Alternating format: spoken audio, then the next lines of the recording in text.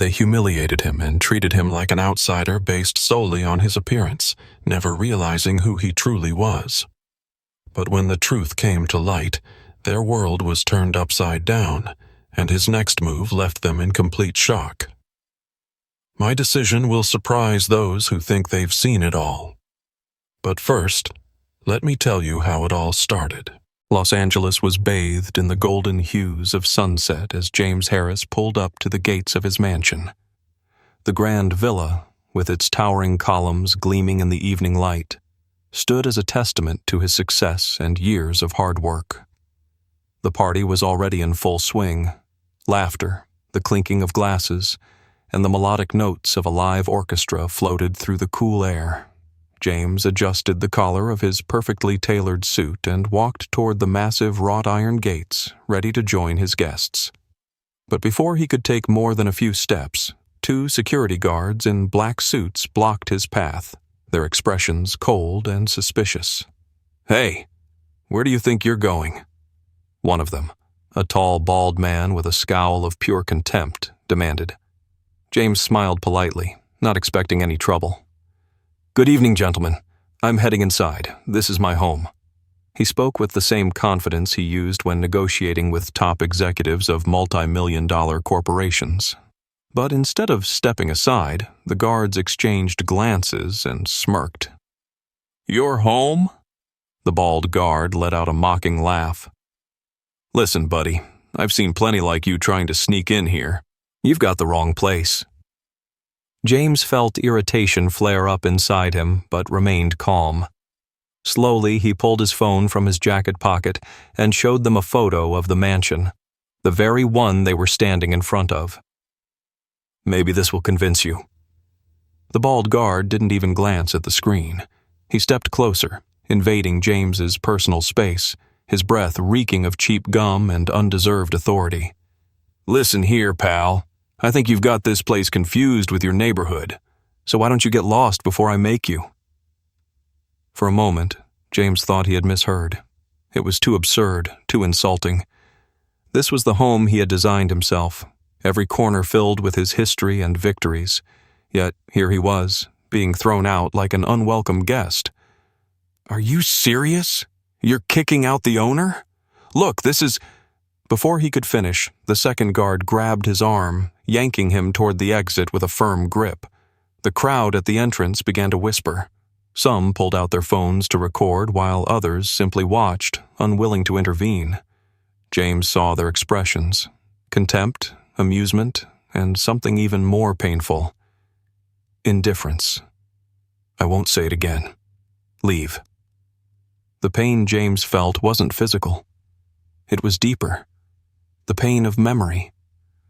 Suddenly, he was that young boy again, the one who had been thrown out of a store just for looking too long at the display window.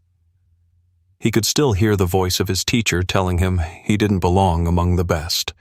But James was no longer that boy. He was no longer a poor kid from South LA. He was the owner of this house. He took a deep breath, clutching his phone to his chest, and stepped back. Now was not the time for anger. Now was the time to act strategically. His eyes scanned the faces around him. Some guests were outright laughing, encouraging the guards. "Dude, this is a private party. No one wants people like you here," someone yelled from the crowd, followed by a chorus of laughter. The moment hit James like a punch to the gut, but he didn't let it show. Silently, he turned and walked back to his car, standing tall. His heart pounded, but he knew this night wasn't over yet. Laughter echoed from the mansion's windows as he reached his car. He glanced at the grand building one last time. "You just made a huge mistake," he murmured, pressing the call button for his lawyer. The night was far from over, and the truth had a way of coming to light. Sitting in his luxury car, James Harris stared at the reflection of his mansion in the rearview mirror. His heart pounded in his chest, but his face remained expressionless. Inside, he was boiling with anger and humiliation, but James knew he needed to act with cold calculation. He pulled out his phone and dialed the number of his lawyer. "Michael Wilson, the man who had always been by his side during the toughest times. "Mike, I need your help. Urgently. They won't let me into my own house." "What? What do you mean they won't let you in? Are you serious?" Michael's voice was filled with surprise but was quickly shifting into a more composed tone. "The security guards, they decided I don't belong here, just because of how I look." There was silence on the other end. Then Michael responded in a measured voice. "I'll be there in 20 minutes. The press will be there too." Hanging up the phone, James opened his social media app and began typing a post. He wasn't one to complain publicly, but today he understood that silence meant acceptance. He uploaded a photo of the gates with the caption, "They won't let me into my own home. And you know why? Because I'm black." Within minutes, the post started gaining likes and shares. Comments flooded in, filled with outrage and support. His friends, powerful businessmen and celebrities, promised to step in. Some media outlets had already begun reaching out for comments. But that was just the first step. James stepped out of his car, took a deep breath, and slowly walked back toward the gate. The security guards were still there, arms crossed over their chests, their faces exuding cold indifference. One of them smirked mockingly. "You again? Didn't get the message the first time?" James looked at him with a calm, icy stare. "You made a huge mistake, gentlemen. I'm not leaving. Not this time." By now, guests were gathering at the gate, drawn by the commotion. Wealthy men and women in evening attire cast sidelong glances, some with curiosity, others with open disdain. They whispered among themselves, looking at him as if he were an intruder disturbing their perfect world. "Who is this guy?" "Probably a worker who got lost." "He says this is his house. Hilarious, right?" James felt another wave of humiliation rising, but he stood firm, his fists clenched at his sides. He wasn't going anywhere. Suddenly, the sound of approaching cars filled the air. First to arrive was Michael, his lawyer, a sharp-dressed man with a serious expression. Right behind him, journalists poured out of vehicles, their cameras already rolling. "Ladies and gentlemen, we're here to clarify the situation. James Harris is the rightful owner of this mansion. I represent his interests," Michael announced, stepping up to the security guards and presenting the ownership documents. The guards hesitated. A pale, nervous-looking event manager rushed to the gate, wiping sweat from his brow. Excuse me, what's going on here?" he stammered. "What's going on?" Michael's voice rose, addressing the cameras. "This is blatant discrimination. They denied the owner access to his own home based on racial prejudice." The crowd of guests started whispering, and some even pulled out their phones to live-stream the incident. People quickly divided into two camps, some silently sympathizing, while others tried to justify the security's actions. "They're just doing their job," someone said. "Yeah, but look at who they're kicking out," an older woman noted. Meanwhile, one of the reporters approached James.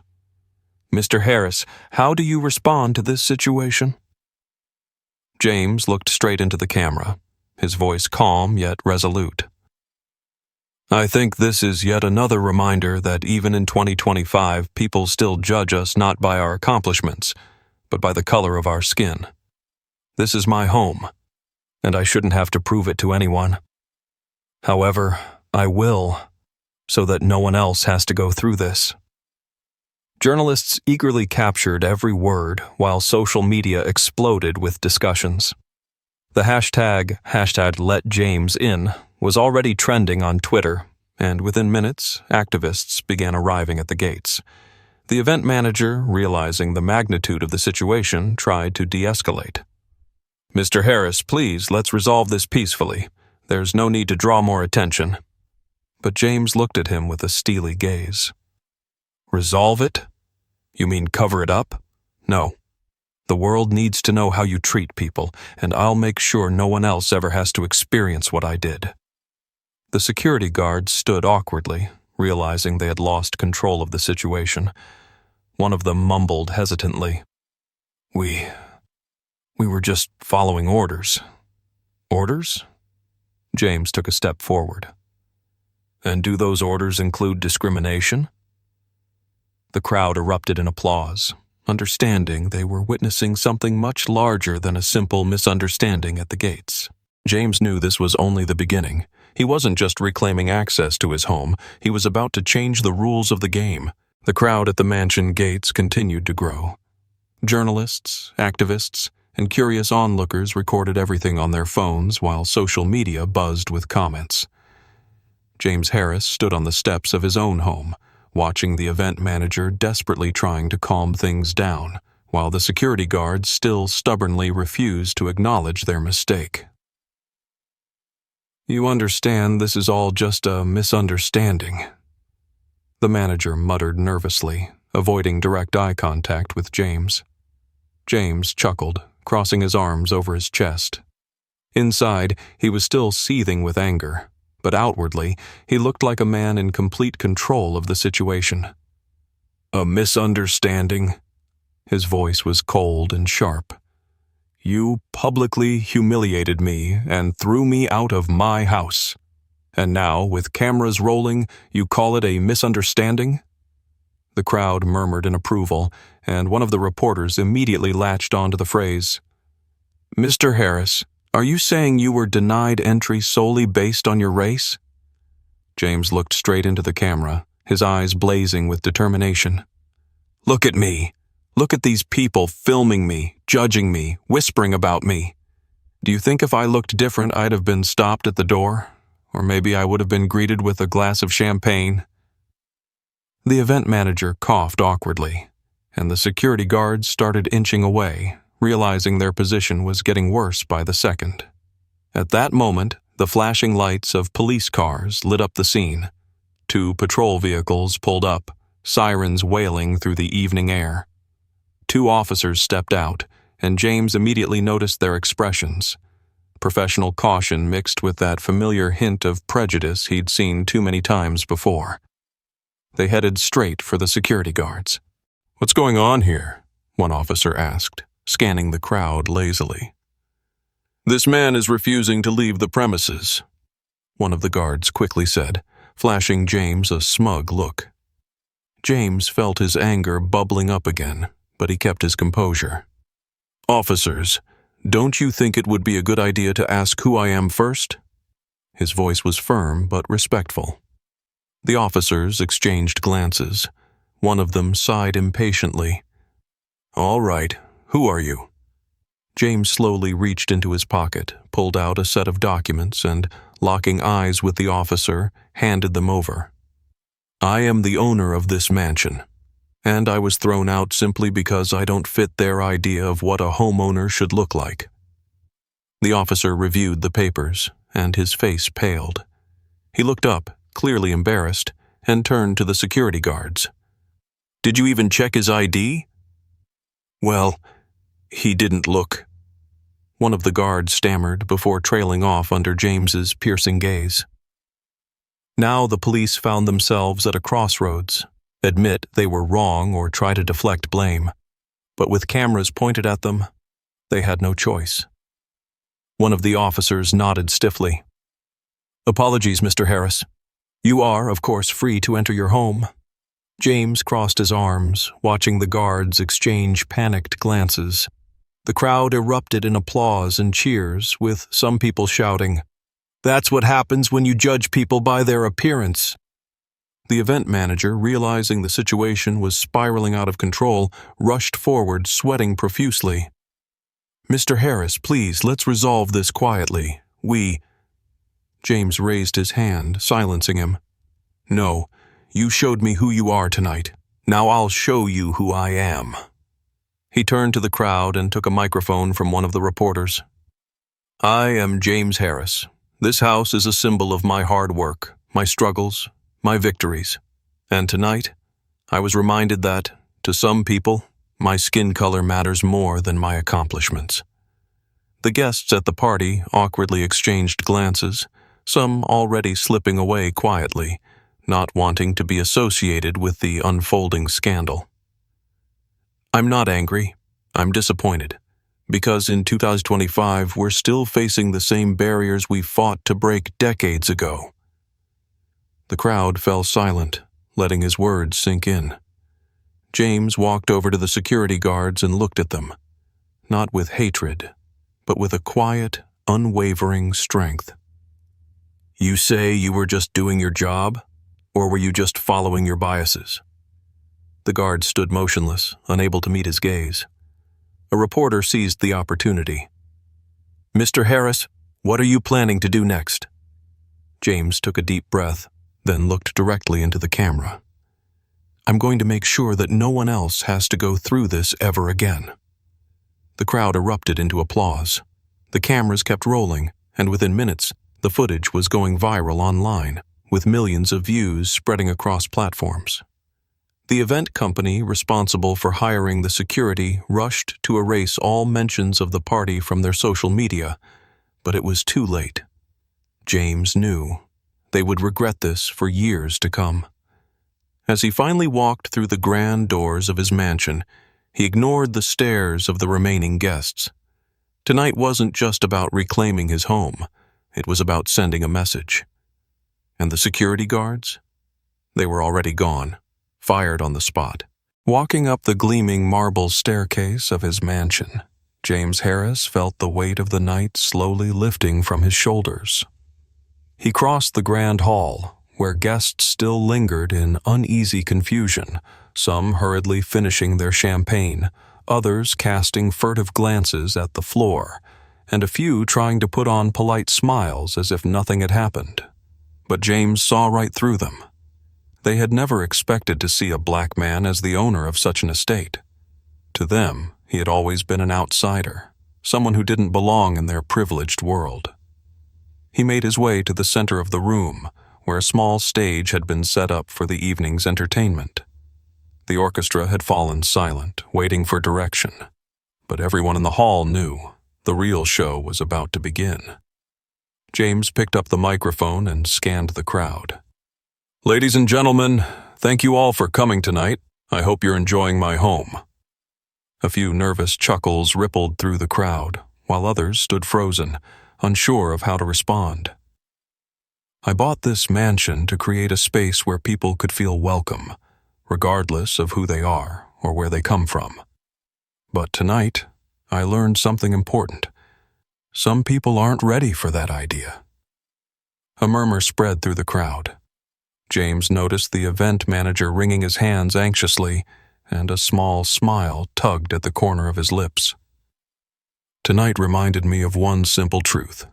Wealth doesn't always change perception. In the eyes of some, I'm still just a guest in my own home. He paused, allowing the weight of his words to settle over the room. "But let me remind you all of one thing. This home was built on my hard work.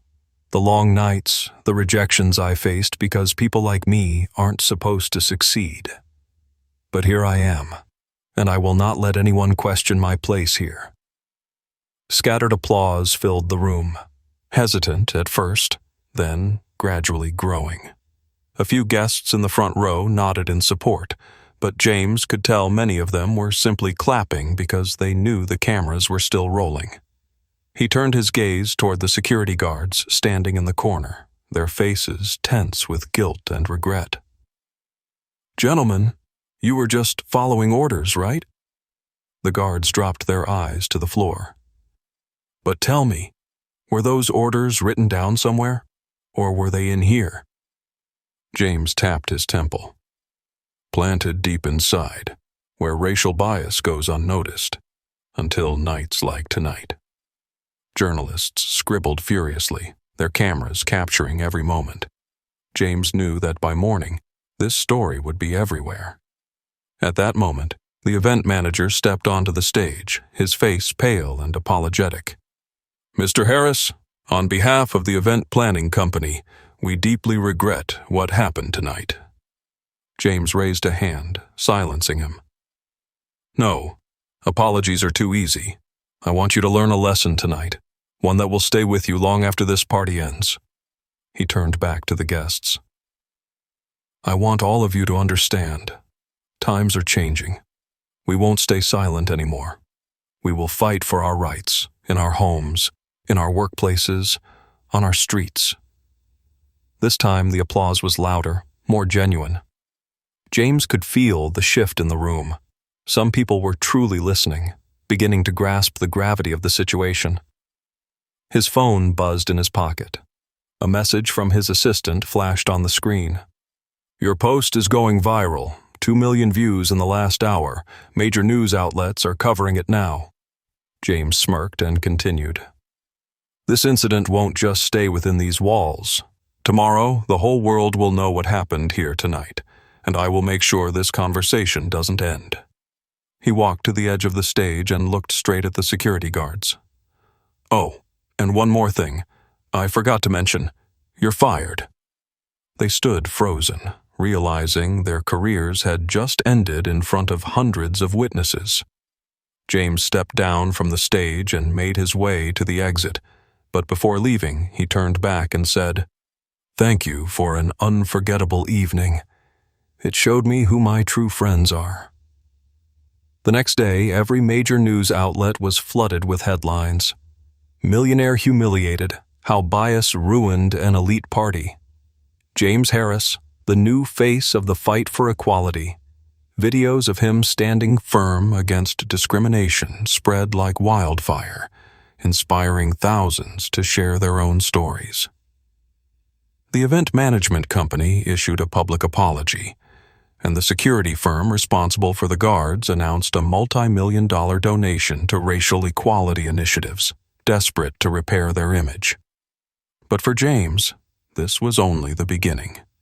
He knew that this moment would serve as a catalyst for something much greater.